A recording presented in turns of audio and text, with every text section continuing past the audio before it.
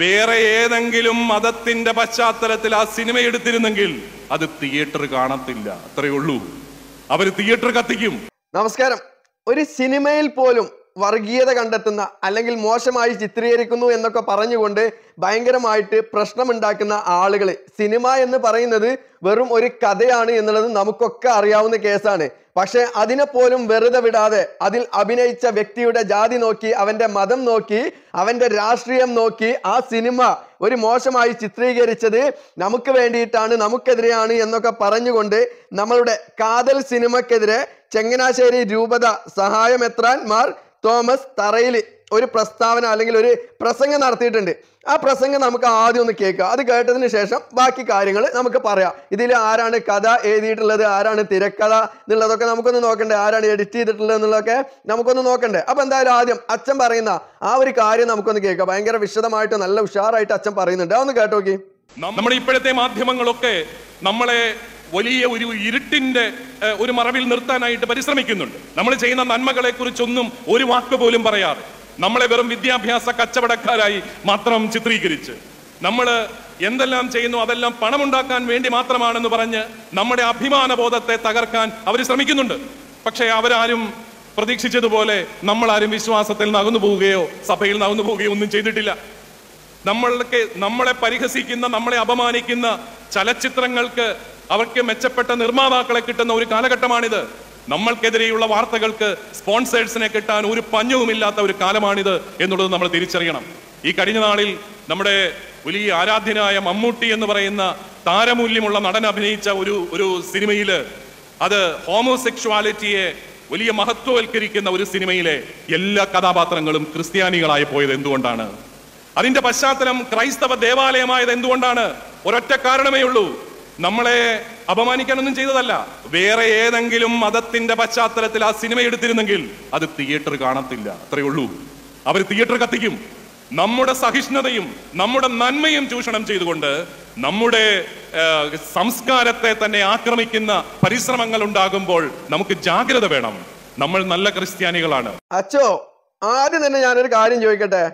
അച്ചോ, കേരളത്തില് ഒരു സിനിമ ഇറങ്ങിയതിന്റെ പേരിൽ എത്ര തിയേറ്ററുകൾ കത്തിച്ചിട്ടുണ്ട്? അച്ഛൻ അതിന്റെ കണക്കൊന്ന് പറയണം കേട്ടോ.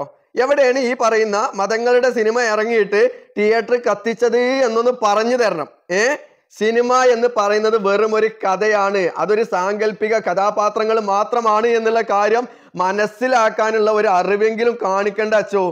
ജനങ്ങൾക്ക് മൊത്തം മനസ്സിലാവുന്ന കാര്യമാണ് ഈ പറയുന്ന സിനിമ എന്ന് പറയുന്നത് വെറും അഭിനയമാണ്, അതിൽ അഭിനയിക്കുന്ന കഥാപാത്രങ്ങൾ സാങ്കല്പികമാണ് എന്നുള്ള കാര്യം ഈ പറയുന്ന എല്ലാ ജനങ്ങൾക്കും അറിയാവുന്ന കേസാണ്. അച്ഛൻ പറയുന്നുണ്ട് വിശ്വാസത്തിന് കോട്ടം പറ്റിയിട്ടില്ല. യഥാർത്ഥ വിശ്വാസികൾ ആരും ഒരു സിനിമ കണ്ടതിന്റെ പേരിൽ വിശ്വാസത്തിൽ നിന്ന് വിട്ടുപോകില്ല അച്ചോ. അത് ഏത് പടം കണ്ടു കഴിഞ്ഞാലും ആ പടത്തിന്റെ പേരിൽ വിശ്വാസികളൊന്നും വിശ്വാസത്തിൽ നിന്ന് വിട്ടുപോകൂല. പിന്നെ ഈ പറയുന്ന സിനിമയില്, കാതൽ എന്ന് പറയുന്ന സിനിമയില് അഭിനയിച്ചിട്ടുള്ള നടന് എന്ന് പറയുന്നത് മമ്മൂട്ടിയാണ്. ഓക്കെ, പക്ഷെ ഇതിന്റെ ഡയറക്ടർ ആരാണെന്നുള്ളത് അച്ഛൻ അറിയാച്ചോ? അതൊക്കെ ആദ്യം നമ്മളൊന്ന് പഠിക്കണ്ടേ. അപ്പൊ ആ ഡയറക്ടർ പേരെന്താ അച്ഛൻ പറയാതിരുന്നത്? ഈ പറയുന്ന സിനിമയുടെ ഡയറക്ടർ ജിയോ ബേബി എന്ന് പറയുന്ന വ്യക്തിയാണ് കാതൽ എന്ന് പറയുന്ന സിനിമയുടെ ഡയറക്ടർ. അതുപോലെ തന്നെ കഥ എഴുതിയിട്ടുള്ളത് ആദർശ സുകുമാരനും പോൾസൺ സെക്രിയ എന്ന് പറയുന്ന വ്യക്തിയാണ് കഥ എഴുതിയിട്ടുള്ളത്. ഈ കഥ അതുപോലെ തന്നെ സിനിമ എഡിറ്റ് ചെയ്തിട്ടുള്ളത് ഫ്രാൻസിസ് ലൂയിസ് എന്ന് പറയുന്ന വ്യക്തിയാണ് ഈ സിനിമ എഡിറ്റ് ചെയ്തിട്ടുള്ളത്. അപ്പൊ അച്ചോ, ഇവരൊക്കെ ക്രിസ്ത്യൻസിന് എതിരായിട്ടുള്ള ആളുകളാണോ? നിങ്ങളെ അടിച്ചമർത്താൻ വേണ്ടിയിട്ട് ശ്രമിക്കുന്ന ആളുകളാണോ? ഇവരൊക്കെ നിങ്ങളുടെ മതവിഭാഗത്തിൽപ്പെട്ട ആളുകളെന്നല്ല അച്ചോ. ഞാനിതൊരു വർഗീയതയായിട്ട് പറയല്ല. അച്ഛൻ ഇതിന് മമ്മൂട്ടിയുടെ പേര് പ്രത്യേകം എടുത്തു പറഞ്ഞത് കൊണ്ട് ഈ ആളുകളെ കൂടെ നമ്മളൊന്ന് ഇതിൽ പറയേണ്ട ആവശ്യമുണ്ട്. കാരണം ഇവര് കഥയും തിരക്കഥയും എല്ലാം എഴുതിയിട്ടാണല്ലോ നടനെ സമീപിക്കുന്നത്, അല്ലേ? അല്ലാതെ ആദ്യം നടൻ വന്നിട്ട് ഇവരെ സമീപിച്ചുകൊണ്ട് നിങ്ങൾ ഇന്നതുപോലെയുള്ള കഥകൾ എഴുതൂ, ഞാൻ അതിൽ അഭിനയിക്കാം എന്നല്ലല്ലോ പറയുന്നത്. ഇവര് അതിൻ്റെതായ രീതിയിൽ അവരുടേതായ രീതിയിൽ കഥകൾ എഴുതിയിട്ട് ആ കഥകളിൽ ആരാണോ അഭിനയിക്കാൻ നല്ലത് എന്ന് നോക്കിയിട്ട് ആ അഭിനേതാവിനെ എന്ത് ചെയ്യാണ്, ഈ സിനിമയിലേക്ക് സെലക്ട് ചെയ്യാണ്. അങ്ങനെയാണ് ഇതിൽ മമ്മൂട്ടി സെലക്ട് ആയിട്ട് മമ്മൂട്ടി ആ കഥാപാത്രം അവതരിപ്പിക്കുന്നത്, അല്ലേ? അല്ലാതെ മമ്മൂട്ടി അങ്ങോട്ട് ചെന്നിട്ടല്ലല്ലോ ഞാൻ ആ കഥാപാത്രം അവതരിപ്പിക്കാം. അങ്ങനെ ആരെങ്കിലും പറഞ്ഞിട്ടുണ്ടോ? ഉണ്ടോ? അപ്പൊ ഇതൊക്കെ നോക്കണ്ട അച്ചോ. പിന്നെ ഇവിടെ ഇതേപോലെ തന്നെ മറ്റ് എത്രയോ പടങ്ങൾ ഇറങ്ങിയിട്ടുണ്ട്. അതിൽ ഒന്നാണ് എന്ത്, ബിരിയാണി എന്ന് പറയുന്ന ഒരു സിനിമ ഉണ്ട് അച്ചോ. അതും ഈ പറയുന്ന മതങ്ങളുടെ പശ്ചാത്തലത്തിൽ എടുത്ത സിനിമയായിരുന്നു ഈ പറയുന്ന ബിരിയാണി. ആ ബിരിയാണി അച്ഛൻ കണ്ടിട്ടില്ല എന്നുണ്ടെങ്കിൽ അച്ഛൻ അതൊന്ന് കണ്ടു നോക്കണം. അതുപോലെ തന്നെ ഗ്രേറ്റ് ഇന്ത്യൻ കിച്ചണ് എന്ന് പറഞ്ഞിട്ട് ഒരു സിനിമയുണ്ട്. ഇതൊക്കെ അച്ഛനൊന്ന് കണ്ടു നോക്കണം. ഇങ്ങനെ ഒരുപാട് സിനിമകൾ നമ്മളുടെ കേരളത്തിൽ, ഇന്ത്യയിൽ, നമ്മളുടെ കേരളത്തിലും ഇന്ത്യയിലും ഒക്കെ ഒരുപാട് സിനിമകൾ എന്ത് ചെയ്തിട്ടുണ്ട്, ഇറങ്ങിയിട്ടുണ്ട്. എന്നിട്ട് എത്ര തിയേറ്ററുകൾ നമ്മളുടെ നാടുകളിൽ കത്തിച്ചിട്ടുണ്ട്.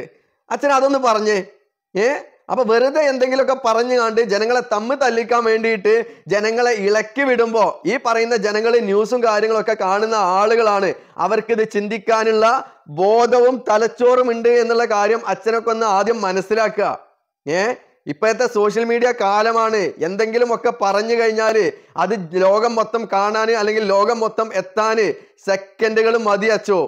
അപ്പൊ അച്ഛനൊക്കെ പറയുന്ന കാര്യങ്ങൾ ശരിയാണോ തെറ്റാണോ എന്നുള്ളതൊക്കെ 100 വട്ടം ഒന്ന് ചിന്തിച്ചതിന് ശേഷം വേദികളിൽ പ്രസംഗിക്കുക. കാരണം വാവിട്ട വാക്കും കൈവിട്ട കല്ലും തിരിച്ചെടുക്കാൻ കഴിയില്ല എന്ന് പഴമക്കാര് പറയാറുണ്ട്.